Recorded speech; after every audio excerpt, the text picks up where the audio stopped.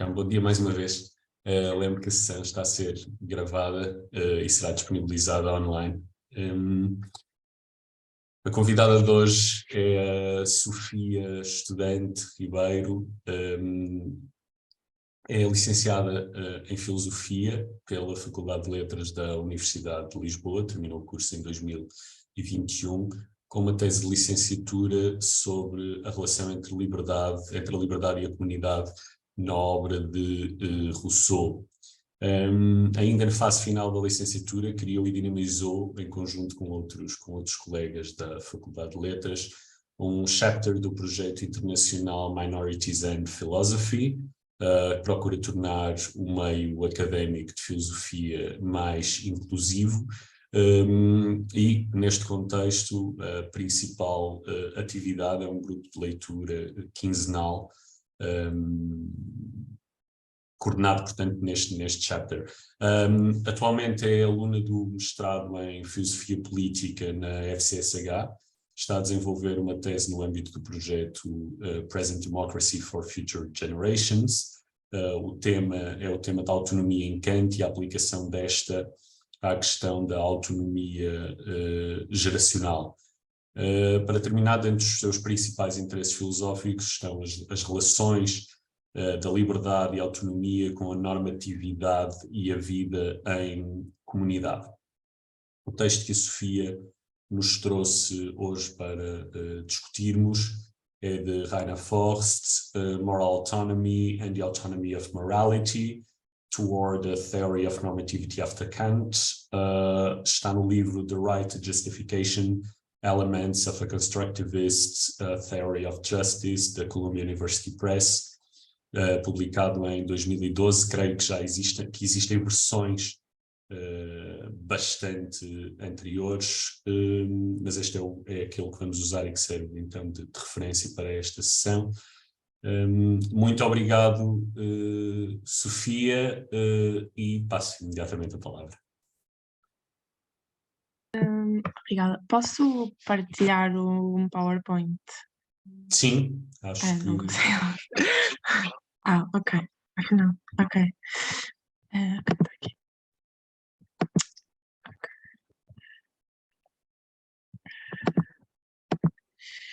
Pronto, dá para ver? Sim. Okay. Pronto. Então, olá a toda a gente. Eu queria começar por agradecer o convite. Então, o texto que eu vou apresentar chama-se Moral Autonomy and the Autonomy of Morality Toward the Theory of Normativity After Kant, é do Rainer Forst, e pronto, como o título indica, neste texto Rainer Forst procura, através das noções kantianas de autonomia da moralidade e de autonomia moral, que são coisas diferentes, desenvolver uma teoria de normatividade. Este texto está incluído no livro The Right to Justification, Elements of a Constructivist Theory of Justice, e para começar a apresentação vou só fazer um pequeno contexto do que é que Forst diz no prefácio e na introdução do livro, porque acho que isso ajuda a clarificar algumas das suas posições no texto. Então, no prefácio do livro, o Forst apresenta a sua tese principal do livro, que comenta que é uma tese que talvez seja um pouco arriscada numa época de pluralismo filosófico. E a tese é que os vários aspectos da justiça em contextos sociais e políticos, e mesmo além das fronteiras nacionais, em última análise, referem-se todos a uma única raiz, a um núcleo normativo, que é o direito humano básico à justificação. Na introdução do livro, Forst procura explicar melhor esta ideia e menciona que as inúmeras formas pelas quais a filosofia tentou definir ou descrever o que são os seres humanos, como, por exemplo, serem seres dotados de razão, serem seres equipados da capacidade de linguagem, da capacidade única para a linguagem, serem seres finitos e limitados, com falhas, ou serem seres sociais e políticos, que estas descrições todas, combinando-as, levam à imagem dos seres humanos como seres justificadores. Isto significa que os seres humanos não só têm de assumir responsabilidade pelas suas crenças e ações, fornecendo razões às outras pessoas para agirem como agem, como também que em certos contextos veem-no como sendo o seu dever fazê-lo e que esperam que as outras pessoas também o façam. Então, segundo Forst, para compreender as práticas humanas, nós devemos concebê-las como práticas vinculadas a justificações. E a sua ideia é que seja de forma explícita ou implícita, em tudo aquilo que nós fazemos ou pensamos, nós colocamos sempre sobre nós mesmos e sobre os outros esta exigência de fornecer razões para fazer aquilo que fazemos ou pensar aquilo que pensamos em vez de outra coisa qualquer. E desta perspectiva, Forst diz que podemos chamar de político a um contexto social quando os seres humanos se encontram numa ordem de justificação, ordem que consiste em normas e instituições que governam as suas vidas em conjunto de forma justificada ou justificável. E acrescenta que o conceito normativo mais importante que se aplica a esta ordem é o de justiça.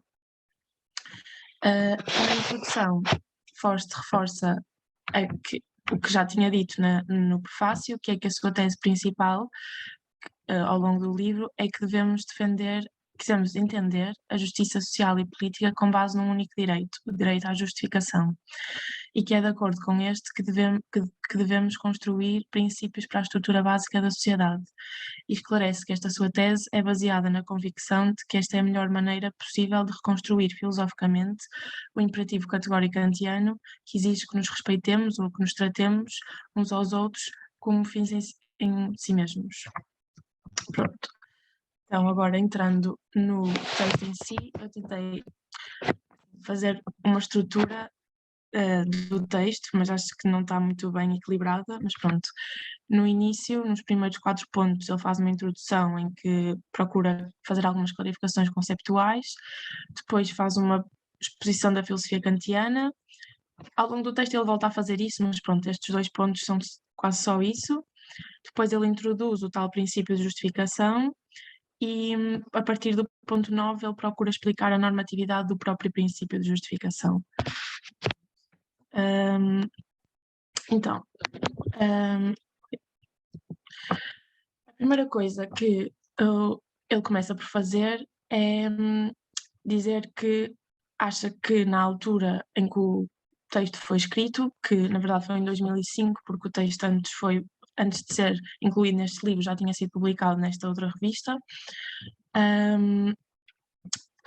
que acha que nesta altura a abordagem kantiana à filosofia moral parecia ser bastante popular na academia, pelo menos quando comparada com o que se poderiam considerar as abordagens rivais, como o utilitarismo.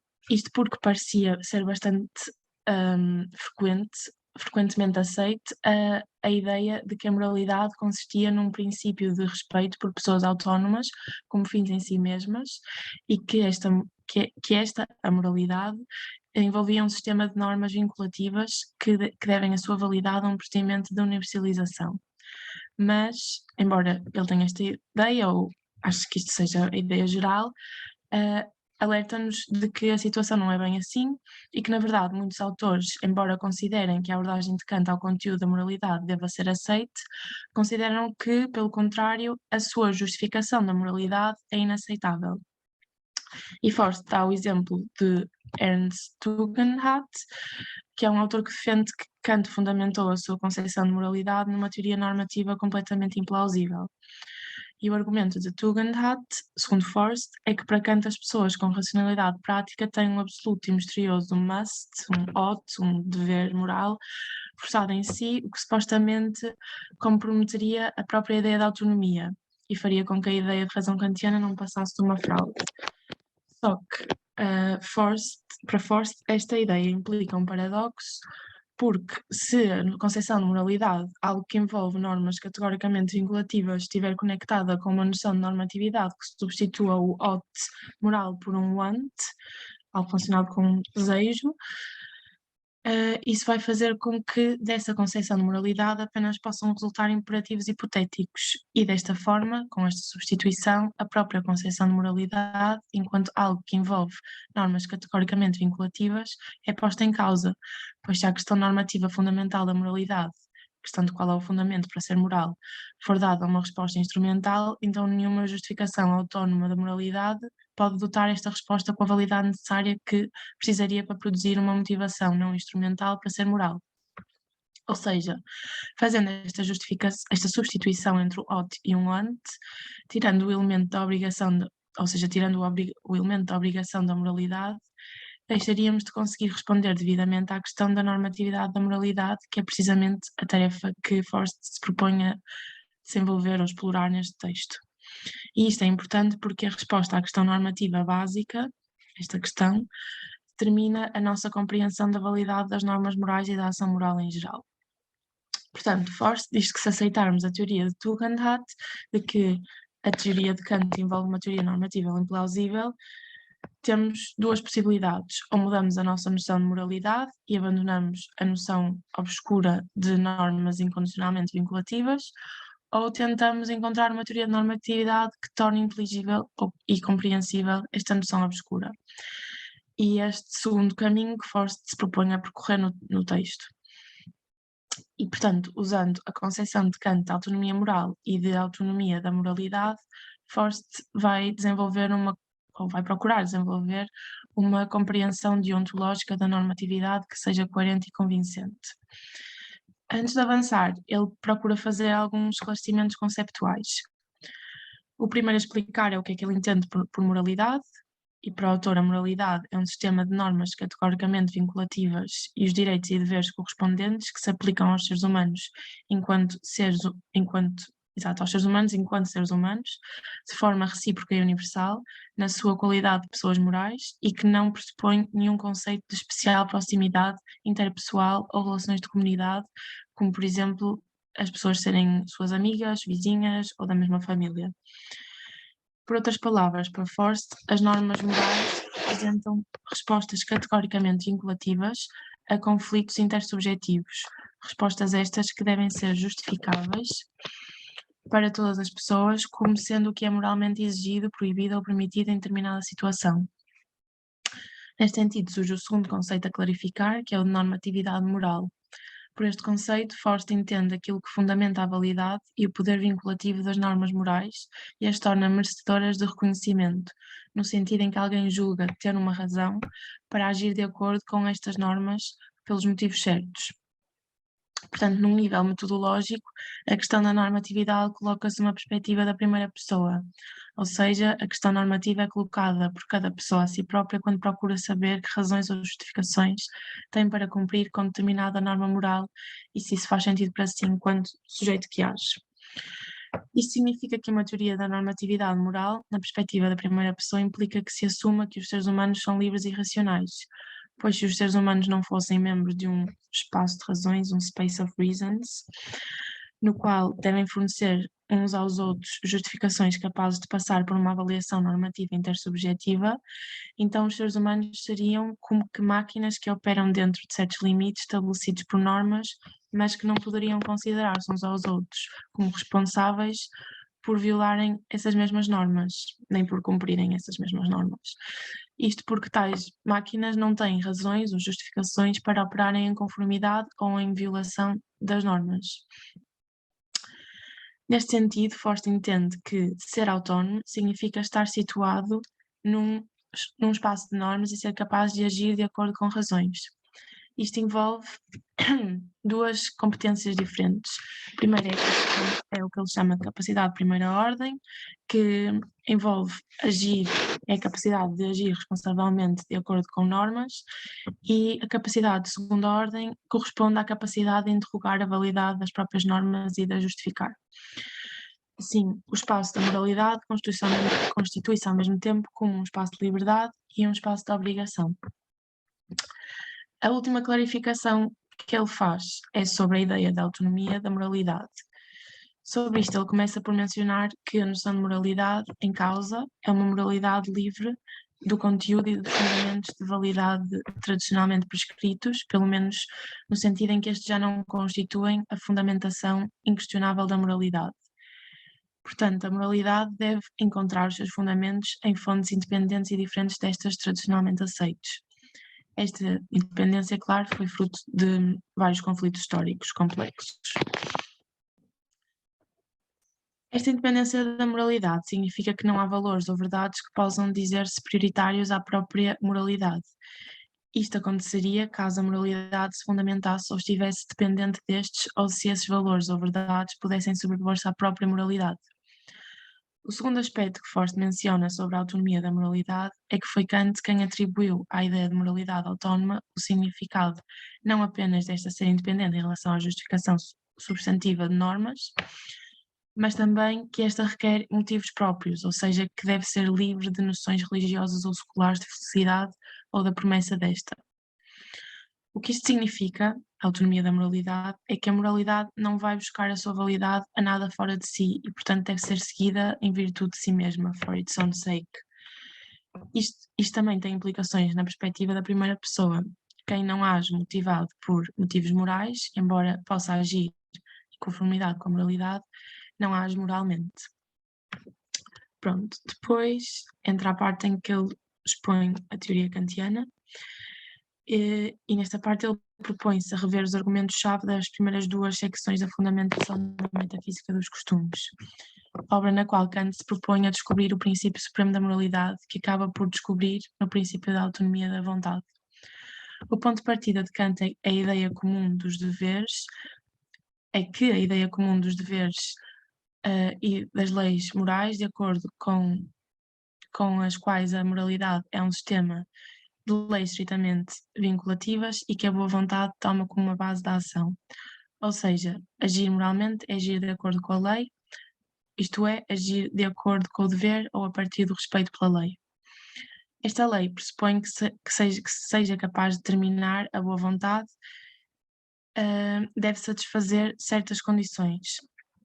Primeiro, deve ser uma lei universal, sem exceções. Segundo, deve ser baseada em fins puramente morais. E terceiro, deve ser seguida precisamente por esta razão, esta segunda condição, de que deve ser baseada em fins puramente morais.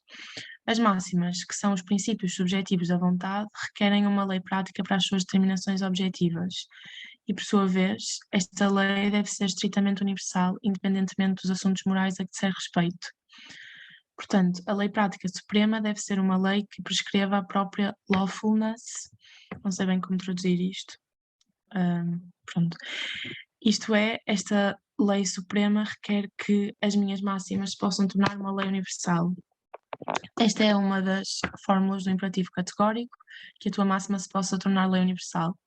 Segundo Kant, a boa vontade determina-se a si própria de acordo com esta lei suprema. No entanto, mesmo não deixando de ter em conta o caráter formal da lei, o fim moral não deve ser algo completamente deixado em aberto. De facto, o único fim que pode corresponder à lei moral é o próprio ser humano enquanto ser racional, isto é, enquanto pessoa.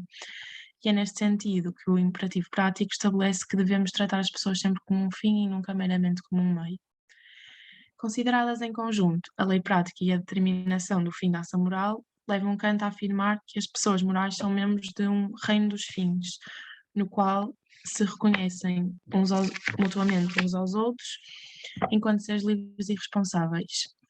Enquanto membros deste reino, as pessoas são sujeitas apenas a leis que sejam estritamente universais e que, por outro lado, possam ser consideradas por cada pessoa como sendo suas, isto é, como sendo leis estabelecidas por si próprias. Assim, cada pessoa é tanto sujeito como soberano neste reino, no qual reside a sua dignidade enquanto ser autónomo e responsável. É desta forma que Kant explica que, estando sujeitos ao dever, temos dignidade precisamente por respeitarmos este dever. Pronto, pois ele cita uma citação da fundamentação, que na versão portuguesa está na página 90, edição 70, que diz: pelo Kant cede, podemos agora explicar-nos facilmente como sucede que, ainda quando nos representamos sob o conceito de dever uma sujeição à lei, possamos achar, não obstante, simultaneamente, uma certa sublimidade e dignidade na pessoa que cumpre todos os seus deveres. Segundo Forst, com este argumento, Kant pretende explicar a normatividade das normas morais de forma a que estas leis sejam representadas ao mesmo tempo como leis, mas também como produtos de autonomia. A lei moral vale absolutamente, mas ao mesmo tempo é a lei da liberdade, que envolve autonomia e responsabilidade. Forst comenta que esta noção de normatividade é complexa e pressupõe vários elementos, tais como um conceito normativo de pessoa na sua dignidade enquanto ser racional e autónomo, uma lei moral absolutamente válida e leis ou normas morais que derivam a sua validade da operação, do procedimento de justificação do imperativo categórico. E depois disto, Forst diz que a autonomia da moralidade é baseada na autonomia moral de pessoas reasonable, que formam um reino de normatividade. Eu não sei se percebi muito bem esta passagem, mas pronto, ele põe estas duas coisas seguidas. Segundo Forst, a ideia da autonomia da moralidade é muito importante para as teorias conhecidas como construtivismos kantianos, nome que faz referência ao título das Dewey Lectures do John Rawls.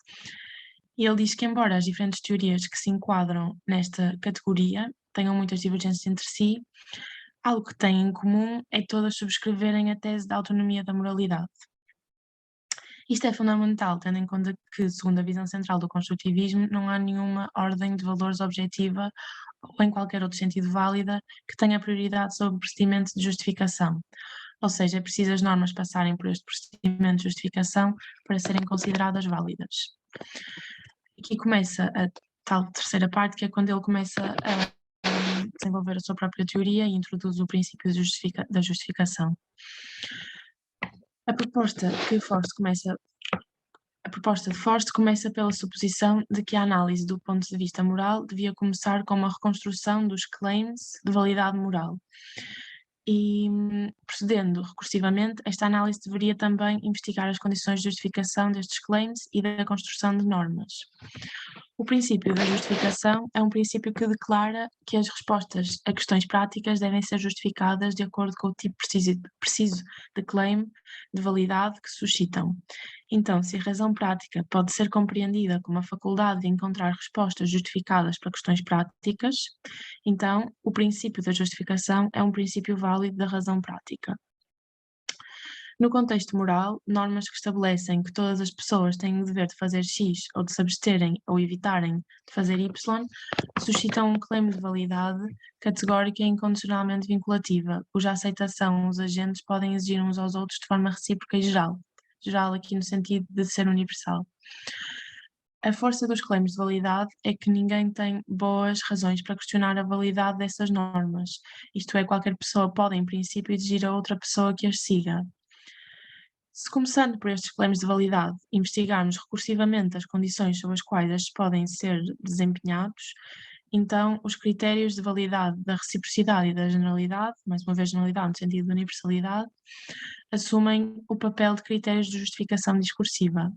Isto significa que, ao justificar ou problematizar uma norma moral ou um modo de ação, uma pessoa não pode levantar determinadas reivindicações, ao mesmo tempo que rejeita reivindicações semelhantes feitas por outras pessoas. Isto, segundo Forst, indica uma reciprocidade de conteúdos. Da mesma forma, uma pessoa não pode simplesmente assumir que as outras pessoas partilham as suas perspectivas, avaliações, convicções, interesses ou necessidades. Isto indica um critério de reciprocidade de razões. Não existiria esta reciprocidade caso, por exemplo, uma pessoa reivindicasse falar em nome dos verdadeiros interesses de outras pessoas ou em nome de uma verdade absoluta, inquestionável e acima de qualquer justificação. Por último, as objeções de qualquer pessoa que seja afetada, quem quer que esta pessoa seja, têm de ser consideradas devidamente e as razões alegadas em apoio da legitimidade de qualquer norma devem ser capazes de ser partilhadas por todas as pessoas. E isto cumpre um critério, o tal critério de generalidade. Portanto, a conclusão de Forst é que um princípio de justificação recíproca e geral, que estabelece que as normas morais devem basear-se em razões que consigam passar com sucesso por este tal teste de reciprocidade e generalidade, adequa-se a contextos morais. Neste sentido, Forst reformula a famosa frase de Thomas Scanlon, que afirma que as normas morais devem ser de tal maneira que não possam ser reasonably rejeitadas de forma reasonably. Para a sua substituição é para a ideia que as normas morais devem ser de tal maneira que não possam ser geral e reciprocamente rejeitadas. Pronto. Segundo Forst, há duas vantagens na sua reformulação. A primeira é que esta deixa em aberto a possibilidade de normas moralmente admissíveis que poderiam ser legitimamente rejeitadas, ou seja, que não sejam categoricamente vinculativas, mas que também podem ser razoavelmente reasonably aceites porque dizem respeito a ações que são supérfluas. Mas a vantagem mais importante é que esta nova fórmula permite testar o caráter dos claims susceitados e determinar quando é que um claim pode ou poderia ser razoavelmente rejeitado, mesmo em casos de expectável desacordo ou de falso acordo, como por exemplo em casos em que ocorre influência ilegítima, intimidação ou falta de informação. Neste sentido, deve ser possível determinar, pelo menos aproximadamente, que normas se baseiam em razões que são partilháveis. A partir daqui, Forst diz que a solução para o problema da normatividade parece mais alcançável. O que concluímos até agora é que o nosso mundo normativo é um mundo construído de acordo com o princípio da justificação recíproca e geral. Isto é um mundo construído intersubjetivamente de normas que adquirem força vinculativa pelo facto de não poderem ser alegadas contra elas boas razões. Pessoas moralmente autónomas operam num espaço de justificações no qual se reconhecem umas às outras como fins em si mesmas e, com base nisso, partilham normas cujo cumprimento podem legitimamente exigir umas às outras. Estas normas são caracterizadas por uma normatividade baseada no insight e valem de forma recíproca e geral porque, julgadas por esses mesmos critérios, os critérios da reciprocidade e da generalidade, não podem ser rejeitadas. Ou seja, alguém que age moralmente, age com base nas razões que sustentam as normas que orientam a sua ação. Forst salienta que esta solução construtivista não traz consigo nenhuma bagagem metafísica desnecessária, pois a sua teoria pode ter uma posição agnóstica na controvérsia sobre se as normas justificadas recíproca e geralmente, ou as razões para estas, são feitas, no sentido de serem criadas por nós, ou se pelo contrário são meramente conhecidas e depois reconhecidas. Neste sentido, Forst diz que este construtivismo é um construtivismo prático e não metafísico. Com isto, no entanto, o autor não quer exatamente dizer o que Rawls quer dizer quando fala de um construtivismo puramente político, embora comente que concorda com ele em alguns pontos. Mas o argumento de Forst é que a ideia de uma legislação autónoma de pessoas morais não precisa de implicar uma forma metafísica de construtivismo, desde que aceitemos que para nós não há outro caminho para além das normas morais, para as normas morais, que não havia do princípio da justificação. Ou seja, podemos deixar em aberto se este mundo de normas é criado ou, pelo contrário, percepcionado, como se as normas fossem factos que descobrimos. Para Forst é suficiente seguir Kant salientando o erro envolvido em ontologizar ideias regulativas e enfatizando que em certas discussões que dizem respeito ao mundo em si mesmo, podem ser dispensadas por propósitos práticos. Poderíamos então concluir do que se expôs até agora que a validade moral deve ser elucidada em termos construtivistas. Neste sentido, a normatividade seria gerada por um procedimento de justificação discursiva que fornece às normas morais razões para não poderem ser rejeitadas. E, por sua vez, a normatividade da moralidade autónoma fundamentar-se-ia nestas razões. Mas Forst alerta-nos que esta conclusão é enganadora porque, até agora, a sua explicação só se referiu à normatividade das normas que são construídas de acordo com o princípio da justificação, mas a normatividade do próprio princípio de justificação continua por ser explicada. Forst diz que para isto é importante relembrarmos que o dever original se vê a si próprio como estando diretamente vinculado por esta lei central, a lei da própria lawfulness, que é o fundamento do imperativo categórico. E, segundo Kant, uma ação só pode ser considerada moral se for realizada por respeito à lei, seguindo o imperativo categórico e a lei que este legitimar. E é a partir daqui que, segundo Foz, tocamos no início da questão básica da normatividade moral, ou seja, a questão da normatividade que explica a validade da lei moral e a submissão a esta. Uma vez que esta lei não é construída, surge a questão de se é aqui que nos vamos confrontar com os limites do construtivismo.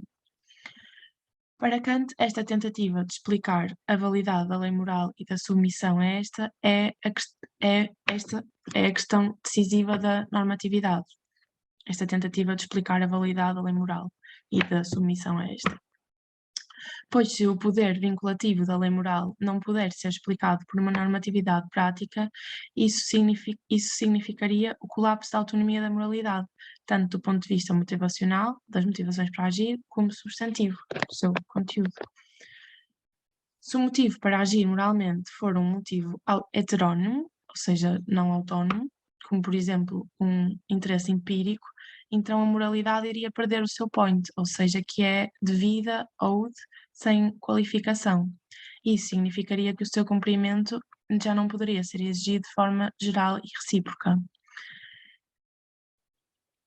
Pronto, mas um dos problemas centrais da filosofia kantiana é precisamente como explicar esta normatividade da lei moral de forma a que se torne claro o que dá razões práticas a uma pessoa para agir moralmente. E isto remete-nos para a terceira parte da fundamentação da metafísica dos costumes, na qual Kant se questiona se, na hipótese de não conseguirmos compreender o que é e como é a moralidade para nós, se esta seria apenas um fantasma da nossa mente. Segundo Forst, a resposta é que, para pessoas autónomas, a moralidade não é apenas uma expressão, mas a expressão da sua liberdade, embora a liberdade neste contexto seja considerada como uma pura ideia da razão que não pode ser demonstrada. Mas então surge a questão de como é que esta ideia, que não pode ser demonstrada, pode fundamentar ou gerar um interesse na moralidade se lhe falta qualquer correlação com a experiência. Sobre isto, Kant acaba por concluir, na crítica da razão prática, que o ot moral é a própria vontade necessária de alguém, enquanto membro de um mundo inteligível. Ou seja, conclui que a tese é que assumir o ponto de vista moral depende de nos considerarmos como seres inteligíveis dotados de liberdade. Mas, na crítica da razão prática, Kant desenvolve mais uma teoria de explicar a normatividade subjacente à moralidade, só que neste caso o what já não é explicado através da percepção, da awareness, da liberdade, mas pelo contrário, a ideia de liberdade é explicada através da lei moral. Assim, embora a liberdade se mantenha a ratio essendi, a razão de ser da lei moral, a lei moral torna-se a ratio cognoscendi, razão de conhecer, de conhecimento, da liberdade. Ou seja, a ideia é que é através da lei moral que sabemos que somos livres, que nos apercebemos da nossa liberdade. E, portanto, se é através da lei moral que tomamos consciência da liberdade e não ao contrário, então deve haver um acesso mais original ou primário à lei moral. Kant resolve este problema introduzindo a ideia de facto da razão. A ideia é que qualquer pessoa que seja capaz de se abstrair das suas inclinações e perguntar-se se o que quer fazer ou o que lhe é exigido que faça é moralmente bom, torna-se consciente de um auto no qual a razão se revela a si mesma como sendo imediatamente legisladora. Este auto tem necessariamente origem na pura razão prática e é ele mesmo a fonte da percepção ou da tomada de consciência da liberdade, ou seja, da tomada de consciência de que somos capazes de agir de acordo com este ot. E a consciência deste ot, desta lei moral, desta consciência deste ot e da lei moral a que está associado, é, como Kant afirma, um facto absolutamente inexplicável através de qualquer dado do mundo sensível e através de todo o espectro do nosso uso teórico da razão. Ou seja, a consciência deste ot é um facto da razão no seu sentido prático. E é importante notar que o que é um facto da razão não é o próprio ot ou a própria lei moral, mas sim a tomada de consciência destes. Por esta razão, alguns autores defendem que este facto da razão é, na verdade, um ato da razão, ou seja, é um procedimento no qual a vontade é determinada pela razão. Isto significaria que a razão tinha um poder motivador direto sem precisar de qualquer outro apoio ou justificação. No entanto, Forst não concorda com esta ideia e contra-argumenta, juntamente com outros autores, que se a lei se mostra a si mesma dentro da razão prática como sendo absolutamente válida e vinculativa, e é apenas desta maneira que pode determinar a vontade imediatamente. Portanto, este argumento é que a razão não faz nada connosco, pelo contrário, o que acontece é que nós compreendemos algo através de um reasonable insight.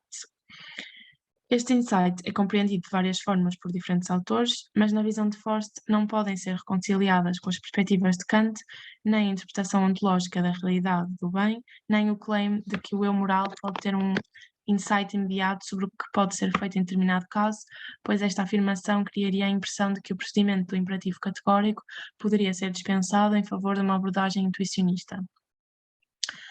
Forst coloca a questão de como é que podemos, afinal, explicar a natureza do ought original, que não pode ser mais derivável nem justificável, e comenta que Kant acaba por dar uma resposta insatisfatória a esta questão.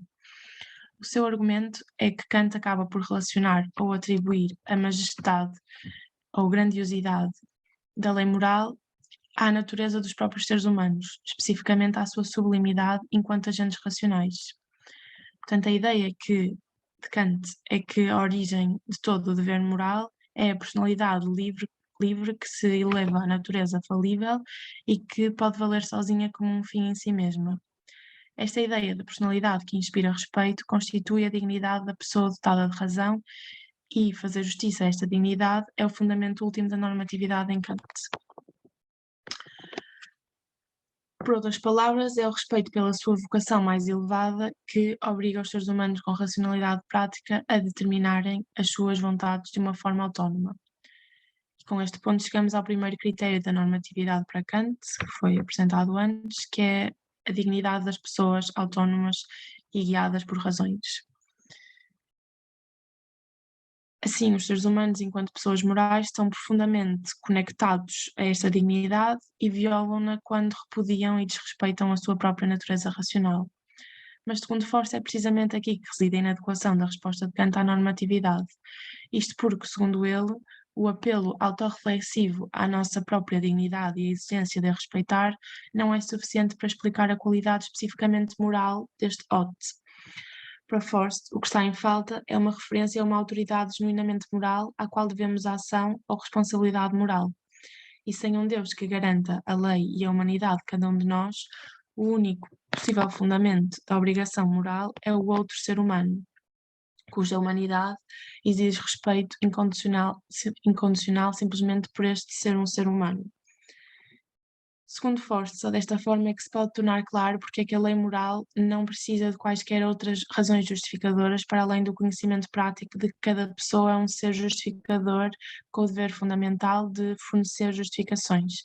É também por esta razão que este ser humano, na medida em que é necessariamente um ser companheiro, um fellow human, já possui um caráter normativo que implica o dever de fornecer justificações em contextos morais. Este dever é conhecido através de um moral insight e é simultaneamente reconhecido num ato de liberdade, que é ao mesmo tempo um ato de aceitar a responsabilidade que se tem simplesmente por ser um ser humano e que não precisa nem pode ser mais justificado entre os seres humanos que se veem como companheiros entre si. Portanto, Forst diz que quem exigir razões adicionais neste contexto não percebeu o point da moralidade. E acrescenta, de forma talvez provocatória, que isto também se aplica a quem achar que o ser moral é baseado na sua natureza racional. Forst argumenta que Kant negligenciou esta relação constitutiva para com os outros, falhando em considerá-la como um facto da razão prática. Assim, a opinião de Forst é que Kant associou o respeito moral pelos outros ao fundamento errado, nomeadamente à relação de uma pessoa consigo mesma. Mas, segundo Forst, a moralidade é, em primeira instância, sobre a dignidade das outras pessoas. E comenta que algo semelhante a isto acontece com a concepção de normatividade de Christine Korsgaard, que é uma concepção contemporânea que segue muito proximamente a filosofia kantiana. De acordo com Korsgaard, o fundamento da moralidade deve ser procurado em nós, ou seja, deve ser procurado numa concepção da nossa identidade prática. Isto significa, de alguma forma, que as obrigações morais são sempre auto-obrigações ou obrigações autoimpostas. A moralidade deve ser procurada na nossa identidade enquanto pessoas morais que conseguem reflexivamente examinar todas as suas avaliações, no sentido de julgamentos morais, e, portanto, não agir meramente em conformidade com o nosso valor enquanto seres humanos, mas antes tornar este valor o princípio das suas ações. Neste sentido, Kierkegaard defende na sua obra Sources of Normativity que devemos valorizar a nossa própria humanidade para podermos valorizar o que quer que seja. Forst diz que este argumento transcendental tem como objetivo mostrar que o fundamento de toda a normatividade é a identidade humana de uma pessoa enquanto ser que postula fins e, portanto, se postula a si próprio enquanto fim. E é esta autovalorização que fundamenta toda a valorização lógica e normativamente. No entanto, Forst comenta que, embora seja elegante, esta teoria também falha em compreender o ponto da moralidade. Segundo ele, a identidade moral decisiva é caracterizada não apenas pela capacidade de postular fins e de afirmar determinadas identidades, mas sim pelo facto de que se pressupõe, e na verdade é constituída por uma identidade específica com os outros, enquanto criaturas vulneráveis dotadas de razão. Nesta abordagem, a de Forst, não são necessários mais passos de reflexão que vão para além da identidade original do self para considerar que as outras pessoas são seres que merecem igual respeito, como supostamente acontece na abordagem de Kierkegaard. Pelo contrário, as outras pessoas estão sempre já constitutivamente incluídas quando outra pessoa, reflete de forma moral. Assim, o respeito pelos outros não se baseia na minha relação comigo mesma, enquanto ser legislador, mas correspondentes a um dever original em relação aos outros, que deve ser apreendido e reconhecido ao mesmo tempo. Depois ele fala sobre as teorias de outros autores, mas acho que talvez passe isto à frente para ser mais rápido.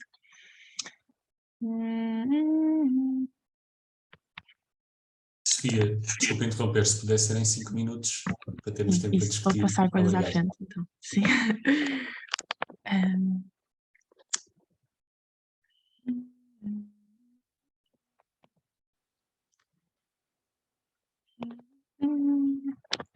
Pronto, depois outro ponto é que Forst diz que a pessoa moral não vê primeiro um ser humano e depois, com base em futuras considerações, não é a partir destas futuras considerações que chega à conclusão que o outro é uma pessoa moral.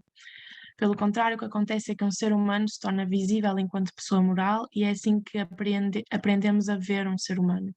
Isto significa que a autoridade moral do outro já é pressuposta, não é concedida através de um processo de reflexão. Ou seja, esta autoridade moral não é primariamente produzida por um ato de reconhecimento, mas é algo que simplesmente aceitamos. Pronto, e depois disto Forst comenta que, dizendo que é algo que simplesmente aceitamos, que parece que chegamos a uma forma de realismo moral. Mas ele não aceita esta conclusão porque, seguindo Kant, o autor vê o insight sobre o fundamento da moralidade, ou seja, o insight sobre a responsabilidade original que temos uns em relação aos outros, como um insight da razão prática finita para a qual o acesso a um mundo metafísico de razões não parece nem possível nem necessário. O apelo fundamental, portanto, deve ser para com o nosso mundo prático, enquanto realidade humana e instituição que existe de acordo com estándares da razão.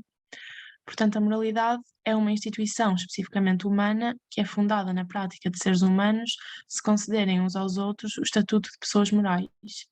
E isto é feito num ato de reconhecimento que não precisa de qualquer outra justificação para além de que os seres humanos devem isso uns aos outros. Assim, a autoridade que existe isto de nós, acabamos por ser nós mesmos. Isto no sentido em que não há nenhum mundo de valores absolutos por trás da nossa realidade a sustentar estes valores. Portanto, os seres humanos são o fundamento da moralidade e desta forma particular de ser humano finito. E Forst acrescenta que a moralidade é uma forma de responder a esta finitude. Assim, a realização primária da moralidade consiste numa pessoa se considerar a si própria como sendo responsável pela existência de um mundo de razões, enquanto ser autónomo que é. Neste sentido kantiano, a nossa autonomia moral acaba por ser constitutiva da autonomia da moralidade. Forst conclui dizendo que a normatividade da moralidade autónoma é uma normatividade sui generis, isto porque, tal como Kant afirma, não pode ser descoberta em qualquer dado da razão teórica ou na constituição empírica do mundo. Pelo contrário, deve a sua existência a um insight autónomo sobre a responsabilidade original para com os outros, de acordo com o princípio da justificação, que é reconhecido no momento em que este insight surge em nós. E Forst comenta que, respondendo ao autor mencionado no início, Tugendhat, que não há nada de misterioso nisto. Para si, a moralidade é apenas a forma desta existência justificada num determinado contexto prático. E tornar-nos parte deste contexto significa aprender a reconhecer o que são justificações, quando as devemos e a quem é que as devemos. Isto constitui a maneira como são os seres humanos e como se tornam pessoas individuais. Neste sentido, Forst diz que a normatividade da moralidade pode ser explicada naturalisticamente em termos da nossa segunda natureza enquanto seres sociais reasonable. Assim, o reconhecimento de um auto original é parte da nossa natureza enquanto seres animais racionais, enquanto seres justificadores. Isto significa que não há um acesso normativo ao espaço da normatividade moral, porque nós somos sempre seres normativos. A conclusão de Forst é que qualquer pessoa que tenha sido propriamente socializada no espaço das razões morais vê que a moralidade é de facto uma realização recíproca e que esta reciprocidade pressupõe que cada pessoa reconheça a moralidade como algo incondicionalmente devido, sem mais nem meio mas, ou sem mais motivos, razões. Este motivo corresponde a como o mundo é para nós, em que, enquanto seres humanos, simplesmente temos uma responsabilidade que não é baseada em nenhum outro acordo. E Forst conclui aqui, depois à frente, que o reino dos fins é deste mundo. Pronto, que acho que é uma frase bastante debatível. O que é que eu posso ir à frente? Pronto, isto é porque a certa altura ele diz que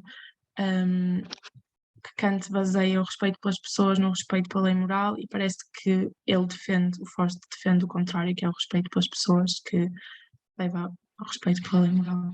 Pronto, mas é assim que ele conclui, dizendo que o reino dos fins é deste mundo. Pronto, terminei. Obrigado, Sofia, pela apresentação ordenadíssima deste texto. Eu abro imediatamente a discussão. Se alguém tiver que... já vi o professor António Marques tem uma questão. Avançamos?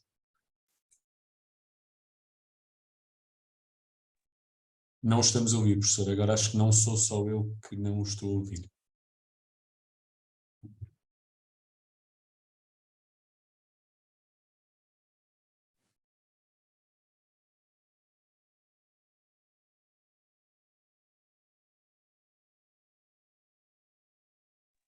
Agora já me estão a ouvir. Agora sim. Uma questão muito breve, peço desculpa, mas tenho que me ausentar, mas é uma questão breve. Desde já, muito obrigado à Sofia pela excelente apresentação. A minha questão só, enfim, era a seguinte: a linha argumentativa não é fácil de seguir. Há um confronto do autor com bastantes outros autores importantes, desde logo aqueles autores na linha de um Habermas, de um Scanlon, que valorizam a intersubjetividade como espaço moral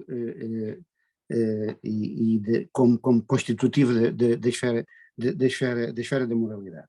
Minha questão que eu colocaria era só a seguinte: se as normas morais, tanto quanto eu percebi, que será uma tese defendida pelo autor, se as normas morais devem assentar numa justificação recíproca e geral, como ele acha, não é? Isso levar-nos a fazer ou a equivaler a validade da norma moral à ideia de um acordo entre sujeitos racionais.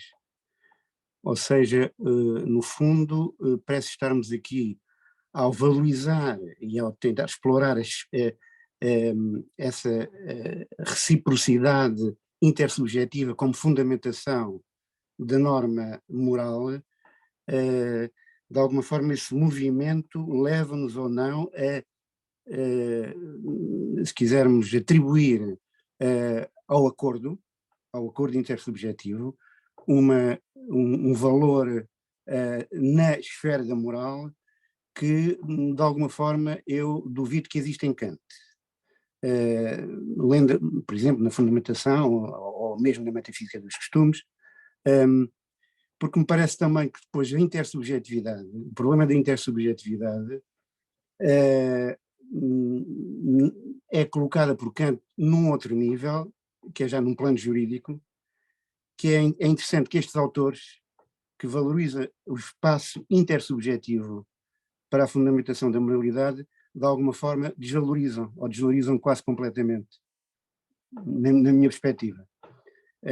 Bom, mas esqueçamos esse aspecto da importância da normatividade jurídica, não é? Para compreender também aqui a esfera da ética ou da moral.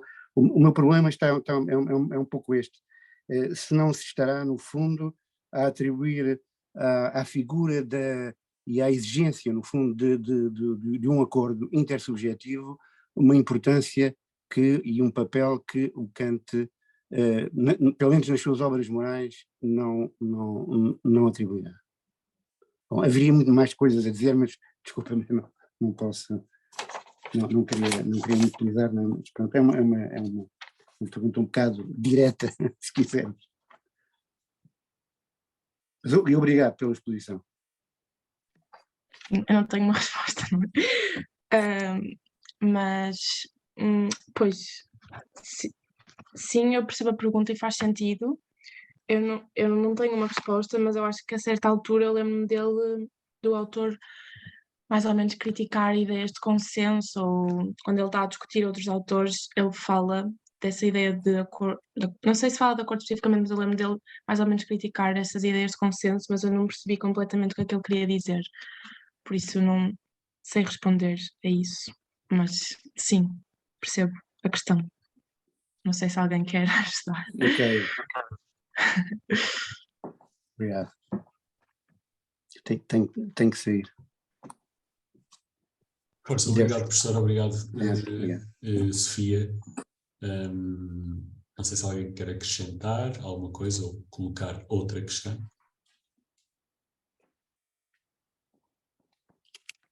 Sérgio. Obrigado. Uma das observações que eu tinha ia na linha do professor António Marques, da questão que coloca, não é? De que, para mim, parece-me razoavelmente claro que em Kant o direito funciona numa base intersubjetiva, digamos assim. Não sei se a moralidade como um todo pode ser vista nos termos em Kant, é que o autor em causa desenvolve. De qualquer forma, eu penso que ele está a desenvolver o seu próprio argumento a partir de Kant e ao desenvolver, pegando em pontos que para mim são interessantes, pega na questão do facto da razão e que ela representa no pensamento jurídico e como, de facto, representa um ponto de chegada que Kant coloca, mas que não explica nem justifica. E que depois o autor, ao procurar fazer essa ultrapassagem pela via da intersubjetividade, parece-me interessante também. Como digo, no caso de Kant, não é claro para mim se em Kant a intersubjetividade podemos, de facto, considerar que é fundamental no seu pensamento jurídico, muito menos no seu pensamento ético, a distinção que ele faz entre Kant e ética. Isto leva-me a outro autor, que no texto, como é evidente, não é trabalhado, que esse sim coloca a questão da intersubjetividade, quer do lado direito, quer do lado da ética, que é Fichte. Mas eu vou buscar Fichte não por causa disso, vou buscar por outra questão. Me parece que o texto que aqui esteve a Sofia a comentar coloca, e que Fichte colocou a propósito de Kant, e que do meu ponto de vista se coloca também a propósito de deste artigo sobre a autonomia moral. A questão de que isto eu vou citar, se me permitem, o que ele observa a Kant, com uma expressão numa carta a Reinhold, eu monto um cavalo sem lhe perguntar se me dá permissão ou se quer que eu, pelo meu lado, lhe sirva de montada. Porque é que tenho mais escrúpulos relativamente ao homem que me aluga ao cavalo? Portanto, a questão de vista é esta, que é a questão que eu coloco a propósito do pensamento de Kant, é que Kant, de facto, tem uma construção que não permite verdadeiramente identificar quem são as pessoas que integram o reino de fins, quem são os seres morais. Eles estão colocados hipoteticamente, mas como é que sabemos que o vendedor de cavalos é um ser moral e que o cavalo não é um ser moral? E eu penso que essa crítica também é igualmente válida para o texto que a Sofia nos trouxe, porque o autor chega a um ponto, de facto, coloca a questão de intersubjetividade, mas quem é que pertence, digamos assim, ao círculo de seres capazes de agir intersubjetivamente? E eu penso que ele não nos dá pistas para responder a esta questão. O que é que te parece, Sofia? Ou acha que faz sentido colocar a questão?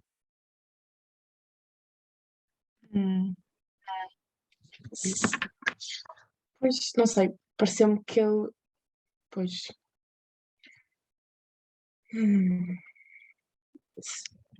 não, sim, faz sentido colocar a questão. Não sei, eu assumi que seriam seres humanos racionais por causa da questão da justificação, né? Pessoas que conseguem justificar, portanto, não passaria por animais, mas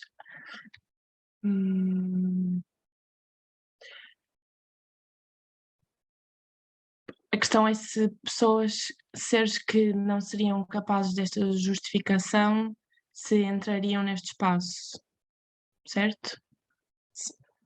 A questão que o Fichte coloca é que toda a nossa interação é, em termos kantianos, teórica, ou seja, é baseada, é fenoménica. E, portanto, quando Kant passa a moral para um domínio extra-fenoménico, e se toda a nossa interação intersubjetiva é fenoménica, como é que nós conseguimos identificar qual é o critério? E eu penso que o autor fala em animais racionais, e a Sofia citou isso com a expressão latina, que em primeiro lugar são animais, e portanto nós somos todos animais. Como é que nós distinguimos os animais que passamos para a esfera do racional no sentido prático e moral, e como é que nós fazemos esta distinção? E nós somos mesmo nós aqui hoje neste diálogo. Certo.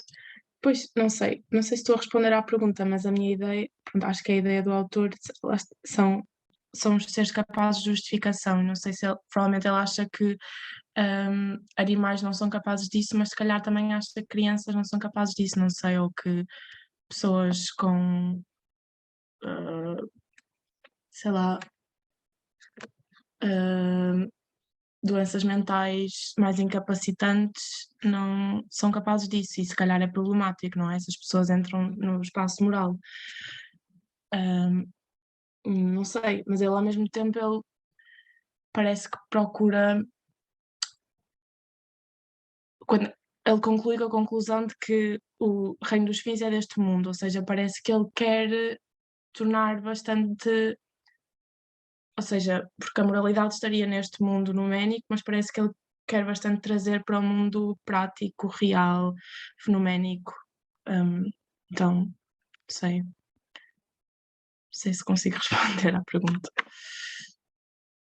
Antes de passar... Claro, é uma dificuldade com o autor, não é? Com a Sofia, parece-me. Sim, claro. Esta não é? Pois. Antes de passar a palavra à Inês e ao Francisco, que tenho a certeza que têm algo a dizer sobre isso, só um follow-up relativamente a esta questão. Eu creio que em Kant essa questão não é uma questão que ele se coloca que seja particularmente problemática, e portanto eu acho que a resposta seria tão simples como aquela que a Sofia deu, de pensar o ser humano como um ser que, embora animal, é racional e tem a capacidade de se representar a si próprio. Creio que há algum suporte textual para dizer isso, embora isso não, e aí eu tenderia acrescentar que isso não implica necessariamente a exclusão de, por exemplo, de crianças e pessoas com doenças mentais. Por exemplo, temos uma abordagem kantiana para isso, da própria Christine Korsgaard, que passa a pensar não como os seres humanos meramente como dotados de razão, mas como sendo capazes de criar para si mesmos fins. E aí ela defende que os seres não racionais também são capazes de criar para si mesmos fins e, portanto, isso não excluía os animais não racionais. Mas só para dizer que não me parece que essa seja uma questão que Kant, de facto, coloque a si mesmo como altamente problemática. Acabei por falar demais. Inês, perdão. Obrigada, João. Obrigada, Sofia. Sérgio, eu concordo completamente com o Sérgio e gostava de começar com uma distinção feita por Onara O'Neill em Constructs of Reason, em que há uma distinção em que ela faz uma distinção entre filosofia kantiana e filosofia de Kant. E filosofia kantiana, segundo Onara O'Neill, é aquilo que nós encontramos no comentário kantiano e o modo como os kantianos interpretam Kant. Filosofia de Kant é aquilo que nós encontramos nos textos de Kant. Ora, eu tenho que confessar que tenho muita dificuldade em encontrar um construtivismo discursivo nos textos de Kant. Aquilo que eu encontro está muito mais perto de um construtivismo antropológico. E no construtivismo antropológico, em que nós nos tentamos construir nós próprios como seres humanos dotados de personalidade moral e como humanidade, no sentido de humanidade como ideal, este problema não se coloca, ou seja, o problema do estatuto moral dos animais, da natureza, no meu entender, não se coloca. E há aqui vários conceitos que são usados na nossa contemporaneidade que no tempo de Kant não eram usados. Por exemplo, o conceito de dignidade, o conceito de respeito, não significa o mesmo para nós, nos nossos dias, do que significava no tempo de Kant. O modo como eu vejo esta leitura está muito mais, como eu leio Kant, é muito mais parecido com uma distinção feita por Darwell, em que ele faz uma distinção entre dois tipos de respeito.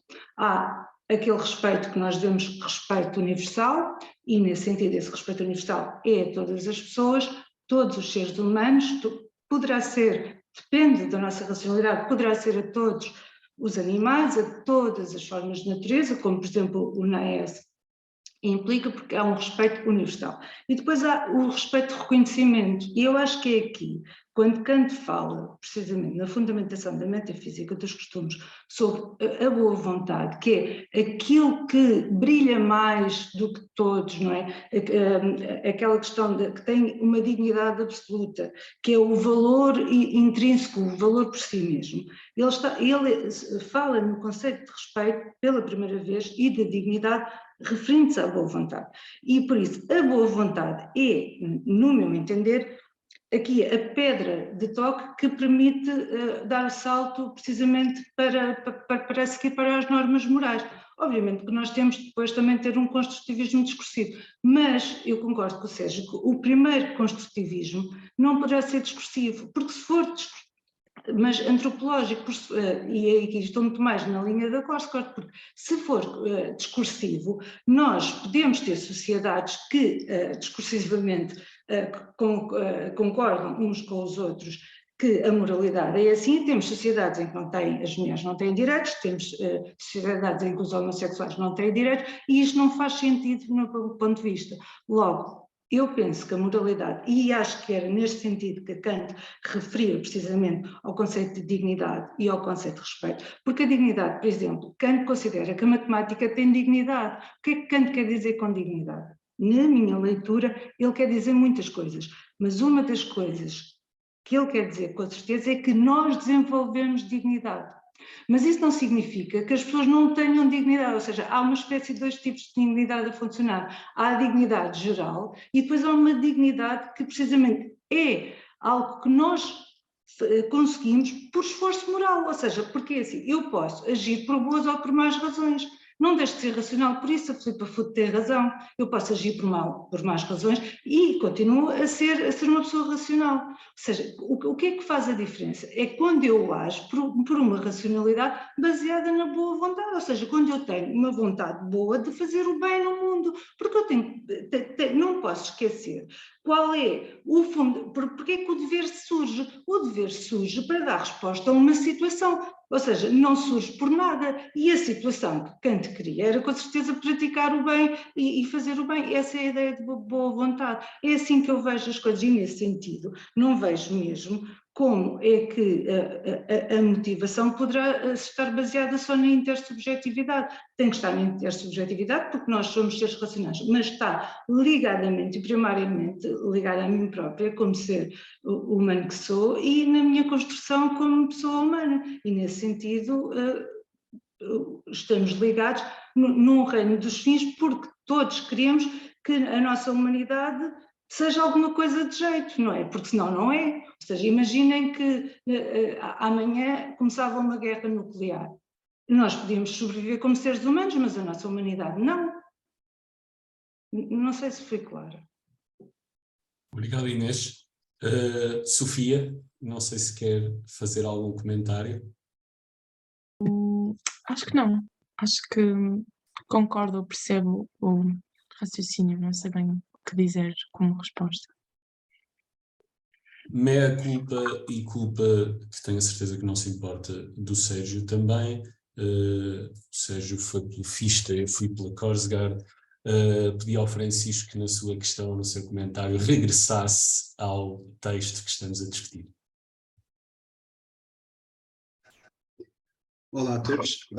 Antes de mais, obrigado, Sofia, pela apresentação. Eu vou regressar um bocadinho ao texto, até porque eu não sei se tenho muito mais a acrescentar ou a pôr na mesa, mas houve uma coisa que já, na mesma linha do que tem estado a ser posto em causa, que eu não compreendi muito bem, que é a tal passagem para a intersubjetividade, na medida em que me parece, e claro que eu tenho que puxar um bocadinho mais para o lado de Kant que eu conheço, mas que me parece que o acesso que nós temos aos outros é fenoménico, como o Sérgio estava a colocar a questão.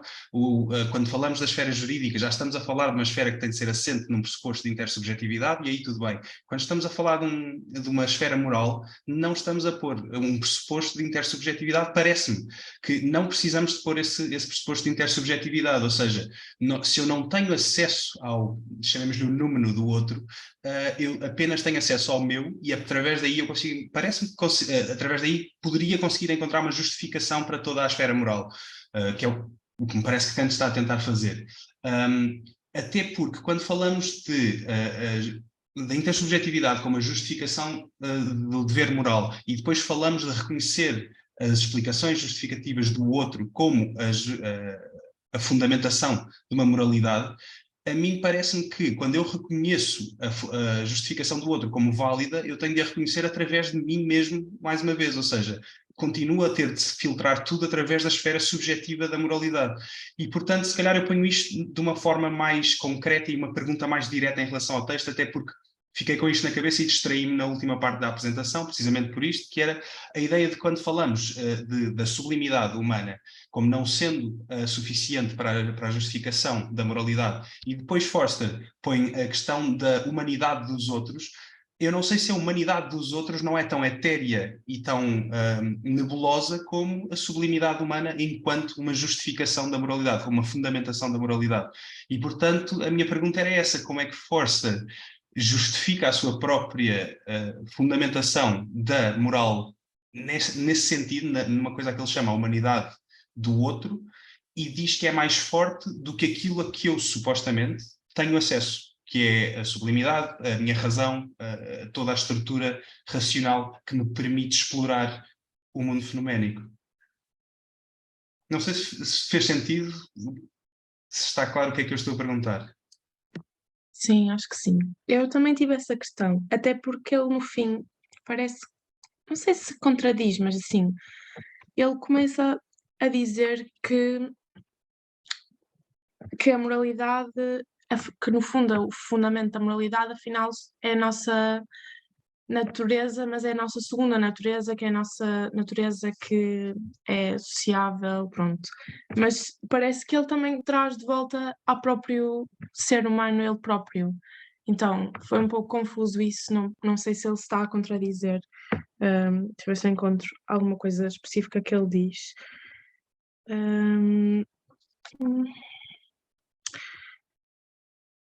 Pronto, ele diz que a normatividade da moralidade pode ser explicada naturalisticamente em termos da nossa segunda natureza enquanto seres sociais reasonable. Mas pronto, porque ele diz que a resposta do Kant é insuficiente porque é preciso uma autoridade, que antes seria o tal Deus ou o que fosse, e que isso está em falta e que, portanto, a autoridade é o outro. Mas depois, no final do texto, ele diz que a autoridade somos nós mesmos. Pronto, não sei, foi um pouco confuso esse... Pareceu, não sei. Claro que é, nós mesmos, enquanto a nossa segunda natureza, que é a nossa natureza sociável de viver em sociedade. Mas ainda assim, não sei. Se me permitem um acréscimo a esse propósito, eu partilho das dúvidas da Sofia e trago ainda à colação um paralelo que ele estabelece, uma analogia que não me parece que seja absolutamente rigorosa, porque ele no início, na crítica que faz a Kant, marca uma distinção entre o apelo à nossa dignidade, à nossa, isto é, à nossa própria, à de cada um, à nossa própria natureza racional e ao respeito por ela, para dizer que esta resposta é uma resposta inadequada, insatisfatória, e, portanto, é nesse contexto que ele nos traz o outro e a dignidade das outras pessoas, mas depois, já numa fase mais adiantada do texto, ele critica Kant e faz aquilo que seria aparentemente a mesma crítica, mas a meu ver não é, que é quando diz que Kant não configurou a conexão apropriada entre, aqui já fala entre respeito pela lei e respeito pelas pessoas. Ora, este respeito pelas pessoas não é necessariamente o respeito pelos outros, pode ser o respeito pela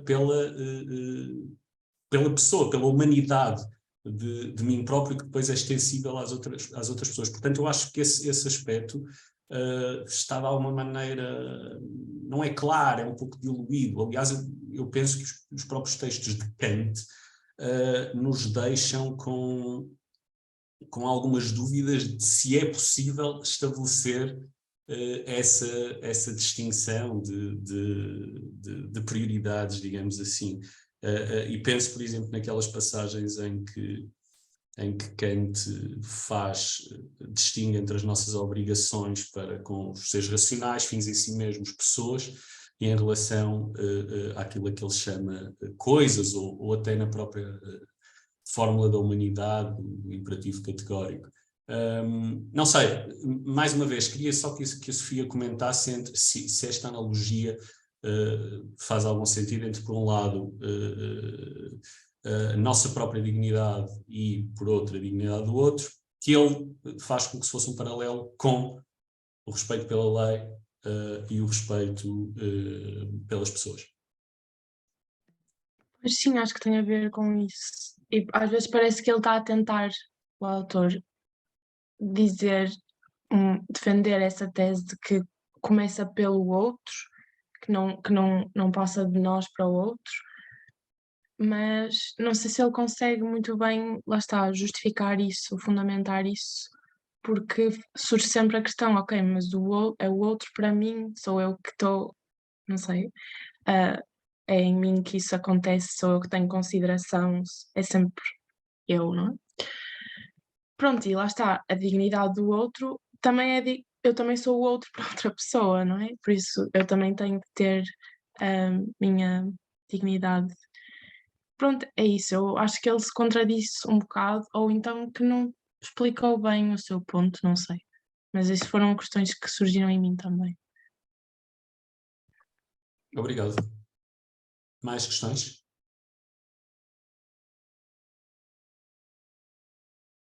Então permite-me avançar com outra. Não permite. Francisco Lisboa. Olá, conseguem ouvir-me bem? Ok, ótimo. É que o sítio onde eu estava tinha muito barulho, portanto andei aqui à procura de um refúgio. Eu lamento se vou voltar a trazer um pouco a discussão para as questões iniciais, mas realmente tenho também bastante interesse por essas questões e penso que também dá para conectar isto com aquela que é a tese do autor. Há aqui esta questão de que a moralidade tem sempre que ter em conta o outro. Vou começar aqui com uma premissa um pouco provocatória. Quando Kant coloca um dos imperativos categóricos, ou uma lei do imperativo categórico, como não devo matar, seria Kant então obrigado a ser, por exemplo, vegetariano ou até vegano, por exemplo? Qual é aqui a diferença que há entre, nesta ótica do consentimento hipotético, intersubjetivo e tudo mais, para não quebrar o teste da universalidade? Ou seja, quem é que entra para o teste da universalidade? Temos que ter o consentimento universal de todos os seres humanos racionais? E se sim, qual é então aqui o critério para quebrar essa universalidade? Nós precisamos de consentimento explícito e discursivo, porque, por exemplo, ok, nós podemos dizer eu não posso matar outro ser humano porque esse ser humano é racional, é autónomo e, portanto, requer que eu justifique as minhas ações para com ele. Certo. E uma galinha? A galinha não consegue expressar de forma verbal e explícita o seu consentimento para ser morta. Mas quando eu vou tentar pegar na galinha, ela foge de mim. Porquê? Porque ela quer proteger-se de perigo, correto? Ora, então eu não posso pressupor que se eu colocar, por exemplo, uma lâmina perto do seu pescoço e ela tiver uma reação aversa à lâmina, não está a expressar uma oposição clara à minha ação para com ela, para com a sua autonomia irracional, neste caso. E aí não estou a quebrar a lei da universalidade de não devo matar, porque tenho aqui um ser vivo que está claramente contra a minha ação e, portanto, o teste da universalidade é quebrado, é aí que eu quero chegar. Deste ponto de vista, parece-me aqui claro que há dois tipos de relação que nós podemos estabelecer com a moralidade, que é, a moralidade depende da nossa relação de justificação para com outros seres ou para connosco próprios. Isto é, a galinha não consegue articular de forma racional e discursiva o seu não consentimento, mas eu consigo averiguar esse não consentimento, eu consigo percebê-lo. E, portanto, a galinha em si não expressa de forma direta essa quebra do teste da universalidade, mas eu consigo inferir que há aqui uma quebra dessa universalidade. E, portanto, isto torna-se uma questão que é intersubjetiva por um lado, mas por outro lado também é interna, tem a ver comigo, com o meu... eu não consigo justificar para comigo mesmo, ou melhor, consigo, se não considerar que a galinha importa para o teste da universalidade, mas quer dizer, eu não consigo justificar para comigo mesmo que um ser vivo está contra a minha ação e que ela continua a ser, se calhar, correta deste ponto de vista. E, portanto, parece-me que há aqui esta tensão, e claro que depois podemos averiguar se esta tensão está presente em Kant ou em teorias kantianas e como é que cada autor tenta responder às mesmas. Mas o ponto, se calhar, que eu queria levantar, e obviamente está aberto a discussão por parte de todos, e eu tenho gostado bastante da discussão até agora, é esta intersubjetividade que é própria da moralidade, ou que nos parece estar aqui a ser implícita, que necessita desse tal consentimento hipotético, importa mais porque eu preciso de me justificar perante o outro, ou porque eu preciso de me justificar perante eu próprio, enquanto agente racional, que está a agir com implicações para outros seres. Porque a galinha não vai perceber a minha justificação. Eu não vou nunca poder dizer à galinha, olha, eu estou-te a matar porque isto, porque preciso de comer, porque preciso de o que quer que seja. E, portanto, é impossível para mim justificar-me perante a galinha, mas isso não torna a minha ação, de repente, universalizável do ponto de vista de a galinha ser ainda assim um ser vivo. Então é este tom provocatório da galinha e do Kant ser vegetariano que eu queria só realçar aqui, e esta relação de justificação ser dual, portanto, para com os outros, mas também para nós próprios. E parece-me que se calhar há uma que está uma primazia em relação à outra, estando ainda assim interligadas. Pronto, e obrigado. E já agora, obrigado, Sofia, foi uma ótima apresentação. Parabéns e, portanto, muito obrigado. Então, sim, eu acho que toda a gente devia ser vegetariano. Mas sobre a questão, sim, acho que são sempre as duas coisas, e acho que quando o autor fala neste princípio da justificação, não sei, assim, a ideia com que eu fiquei é que tem de ser, portanto, normas que a pessoa em questão acho que são justificáveis em relação à outra pessoa ou outro ser. Não sei se interessa que a outra, quer dizer, claro que interessa, mas não sei se é o ponto fundamental que, portanto, neste caso a galinha, que compreenda essa justificação ou que consiga justificar a sua própria. Acho que o ponto importante é que seja justificável, que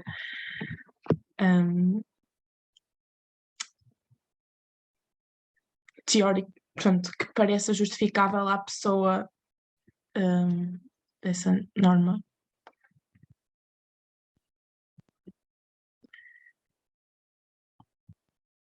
Sérgio, não sei se quer acrescentar alguma coisa.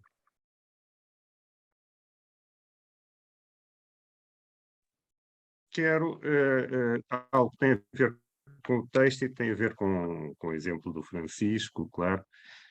O problema destes autores, que na sua leitura kantiana, como dizia a Inês, a diferença entre uma leitura de Kant e uma leitura kantiana, é que na filosofia moral e muito na tradição anglo-saxónica, trabalham durante muitos anos também eram quase só com a fundamentação da metafísica dos costumes, mas Kant tem muitos outros trabalhos para aí disso e temos que olhar para ele na sua globalidade hoje, quer dizer, e hoje, eu admito que há 40 anos, há 30 anos, quando comecei a ler, era mais difícil que não se tinha acesso às fontes. Hoje tem-se acesso às fontes, mesmo que não se saiba, ou que se tenha um domínio muito imperfeito do alemão, como é o meu caso. E em várias traduções, em muitas traduções. Eu estou a falar disto porquê? Porque, e pegando na questão do Francisco, o Kant distinguia a psicologia empírica da psicologia moral. E veio a introduzir uma diferença essencial no seu pensamento visto globalmente, que é a diferença entre o moral prático e o teórico-prático. E o teórico-prático, exato, não é? Portanto, a psicologia empírica e a vontade, do ponto de vista da psicologia empírica e a formação da vontade e a avaliação, colocam-se a dois níveis. Ora, as questões que se colocam muitas vezes hoje em dia, como aqueles exemplos do Francisco, quanto a mim, colocam-se do ponto de vista teórico-prático e do pensamento e formação da vontade. Não há aí, em termos kantianos, a introdução verdadeiramente da questão moral. Para se chegar à questão moral, tem que se meter outras considerações. Porque senão tudo é o reino dos fins. Tudo é o reino dos fins. E, portanto, o reino dos fins confunde-se. E isto leva-nos ao autor que foi pegar em Kant e na noção de reino dos fins. Não me estou a afastar do autor, atenção. Hein? Portanto, tudo é reino dos fins. Portanto, se o autor introduz e vai pegar em Kant e vai aceitar de Kant uma distinção entre o reino dos fins e o mundo empírico em geral. A questão é sempre o critério. Se vai ler a filosofia de Kant de maneira mais alargada, e se o autor fosse ler, há algumas pistas que Kant dá para o nosso problema. Uma das quais é que vamos ver que, para Kant, o dever, na crítica da razão prática, é um momento lógico. E é uma dimensão lógica que é uma modalidade. Ora, as modalidades, em termos estritamente lógicos, são valores de verdade. Portanto, quando falamos de dever, estamos a falar de verdade no domínio moral. Porquê é que isto é importante? Porque, não esgotando o assunto, Kant depois tem toda uma série de trabalhos sobre a verdade, a veracidade, etc. E, portanto, o que é que quando estamos no domínio do reino dos fins, moral, qual é a questão de fundo? É sermos verdadeiros. E o critério é sermos verdadeiros em primeiro lugar para connosco mesmo. E, portanto, eu não vou, como evidente, não é possível esgotar, mas Kant dá-nos uma série de coisas que, se formos buscar e integrar e fazer aquilo que ele não pôde fazer, que é construir uma teoria coerente com isso. Eu acho que é por aqui, e pela questão da veracidade para com o próprio, e a questão da veracidade para com os outros, e a grande dificuldade para Kant é isto, é que nós não sabemos se os outros são verdadeiros, e eticamente verdadeiros em particular. E quanto a nós próprios, eu acho que ele próprio teria as suas dúvidas que soubéssemos sempre que somos verdadeiros para connosco mesmo. Mas se não formos verdadeiros para connosco mesmo, é o ponto que o autor, que aqui está, onde no ponto 13, em que ele coloca, digamos, a fronteira do ir para lá de Kant, que Kant, quando coloca no fundo que sermos verdadeiros para nós, respeitarmos a nós é sermos verdadeiros para nós mesmos, não é bem os termos que o autor aqui refere. Eu acho que o autor passou demasiado depressa à frente dessa noção kantiana, considerando que ela não é suficiente para fundamentar uma moral kantiana. Peço desculpa pela extensão da intervenção. Sofia. Acho que não tenho nada a acrescentar. Obrigado pela aportação, Sérgio Francisco. Mais questões? Eu ainda tenho uma curtíssima questão que gostaria de colocar à Sofia, mas se alguém tiver mais questões, tem prioridade. Eu gostava só de fazer um comentário para o Francisco, se puder, João, se não, faz tu. É que a questão da galinha é complexa, não é assim tão simples, porque nós podemos olhar para a galinha além do bem e do mal, porque assim, nós também somos, Kant nunca nega que nós somos animais, atenção. Se nós virmos, a questão da animalidade é presente nas várias determinações do ser humano, principalmente nos escritos sobre antropologia. E uma das coisas que Kant faz é precisamente tentar classificar-nos como animais. Por exemplo, nós somos, que tipo de animal somos? Somos vegetarianos? Ele pergunta isto, ele diz, não, nós não comemos só ervas, nem só vegetais, somos omnívoros. Por isso, essa questão aqui poderá estar além do bem e do mal. A questão é que, ou seja, pertence à necessidade e não à liberdade, ou seja, nós comemos os outros animais porque é uma questão de necessidade, e aí está além do bem e do mal. E também é preciso ver uma coisa, que no tempo de Kant não havia os problemas que nós hoje temos para nos alimentarmos, não é? Ou seja, será que no tempo de Kant era tão moralmente errado nós comermos uma galinha criada ao ar livre? É verdade que a galinha fugia, mas aí estávamos ao nível dos outros animais. Mas o problema com o vegetarianismo moral de hoje em dia é mais complexo, porque hoje em dia nós não nos alimentamos além do bem e do mal, porque a maneira como tratamos os animais e a maneira como os animais são criados em cativeiro, a maneira como destruímos o ambiente, já não é além do bem e do mal, não é? Porque assim existem as chamadas factory farming que são absolutamente grotescas e que apelam ao nosso vegetarianismo moral, e aí eu subscrevo completamente o vegetarianismo moral por causa do modo como os animais são tratados hoje, não porque eu acho que nós como animais não pudéssemos comer outros animais, porque também somos animais e somos omnívoros. E uma das questões, precisamente, das fórmulas, a primeira fórmula do imperativo categórico é a questão da universalidade da lei, ou seja, que a lei fosse uma lei pelo menos compatível com a natureza. O problema é que nós já não somos nada compatíveis com a natureza, e acho que essa é que é a grande questão moral que se coloca relativamente ao vegetarianismo. Pronto, não digo mais nada, João, disto. Não, eu não. Suponho que o Francisco não achou que a sua própria questão era muito simples. Acho que esse era um dos pontos do Francisco. Não sei se quer acrescentar alguma coisa, Francisco, ou a própria Sofia. Eu teria imenso a dizer acerca da intervenção da Inês, mas acho que não vale a pena. Prefiro... eu e a Inês podemos certamente discutir isto noutra altura, e portanto quero dar a oportunidade também ao João para não monopolizar a discussão com o vegetarianismo e a galinha. Mas obrigado. Tenho a certeza de que o vão fazer. Sei que há planos já para esse assunto. Eu vou-me permitir colocar uma última questão à Sofia antes de fecharmos. É uma coisa muito simples, queria ouvir um simples comentário. A Sofia, ao longo da sessão, absteve-se de traduzir uma série de expressões, e é absolutamente compreensível que o tenha feito. Mas há uma que eu acho que, para compreender melhor o uso que o autor faz dessa noção, eu gostava de ouvir a Sofia, que era saber como é que traduziria insight, nomeadamente neste contexto, este tal insight moral. Como é que traduziria, como é que se dá este insight? Ele, a certa altura, isto já está na parte final do texto, diz que é um insight que subitamente nos aparece. Estou a traduzir dawns on us, assim, de uma maneira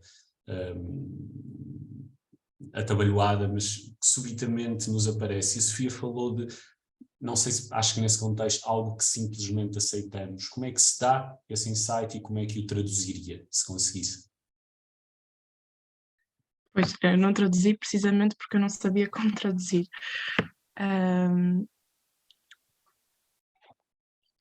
Pois, não sei.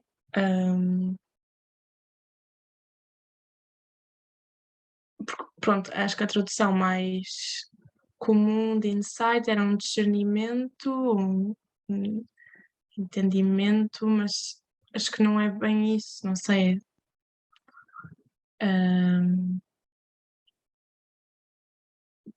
Não sei, sinto que qualquer resposta é arriscada. Posso só perguntar porque é que acha que não é bem isso? O que é que a deixa reticente? A mim também me deixa. Porque, não sei, porque parece algo, um discernimento parece algo que não é imediato, isto parece uma coisa mais imediata, este insight. Mas não sei. A prospiciência é imediata, Sérgio, tendo em conta o que escreveu no chat. Eu só estou a dizer que no nosso vocabulário filosófico, e em filosofia havendo um vocabulário técnico-filosófico, o professor António Marques é a única pessoa que eu conheça que deu uma tradução fundamentando-a numa perspectiva de vocabulário filosófico, considerando o vocabulário filosófico alemão como referência, porque estava a traduzir Kant, não é? E, portanto, é uma palavra difícil de dizer, é uma palavra que complica a escrita também, devo dizer, mas é a única ensaio de tradução que eu conheço. Eu não tenho opção à do professor António Marques e, sobretudo, se fosse uma linguagem comum, provavelmente faria como a Sofia e utilizaria em inglês. Em termos de construção do vocabulário filosófico português e num contexto de diálogo filosófico, provavelmente faria como a Sofia e não traduzia para não entrar na discussão da adequação da tradução do professor António Marques. Obrigado, Sérgio. Pois, eu não conhecia esta palavra, agora vou começar a usar esta palavra para traduzir. E está na tradução da crítica da Faculdade de Juízo, do professor António Marques. Ele tem lá uma extensa nota sobre a tradução da palavra. Obrigado, Sérgio. Obrigado, Sofia. Antes de mais, obrigado pela vossa participação. É mais uma daquelas discussões que deveria continuar e que certamente vai continuar no âmbito mais informal ou formal, mas noutros contextos. As duas notas finais, ou melhor, uma nota final. A próxima sessão do Kant Reading Group é dupla, digamos. Vamos ter cá no IFIL Nova o professor Reidar Malix da Universidade de Oslo vai no dia 16 de dezembro apresentar para discutirmos o texto de Honor O'Neill, Kant and the Social Contract Tradition, e na segunda parte, à tarde, vai fazer uma masterclass, uma conferência, digamos, em que vai apresentar para também discutirmos um texto intitulado Kant and the French Revolution, que parte de um element do professor Malix, publicado pela Cambridge University Press. Estas sessões são organizadas muito em particular pelo Francisco Lisboa, que está aqui. Vão decorrer presencialmente, volto a dizer, na sala, no CAN, no Colégio Almada Negreiros, no campus de Campo Lido, na sala SA, e adianto também que o formato é híbrido, portanto também vai decorrer online, ambas as sessões vão decorrer online, mas em todo o caso creio que terá interesse podermos comparecer presencialmente nas sessões. Portanto, lembro só, dia 16 de dezembro, das 11 ao 12h30 e depois das 2 às 4 da tarde com o professor Malix. Finalizo mais uma vez agradecendo a todas e a todos, mas muito especialmente à Sofia, pela excelente e pela, volto a dizer, super ordenada apresentação deste texto de Rainer Forst, e desejo-vos um bom fim de semana. Obrigada. Obrigado igualmente. Bom fim de semana.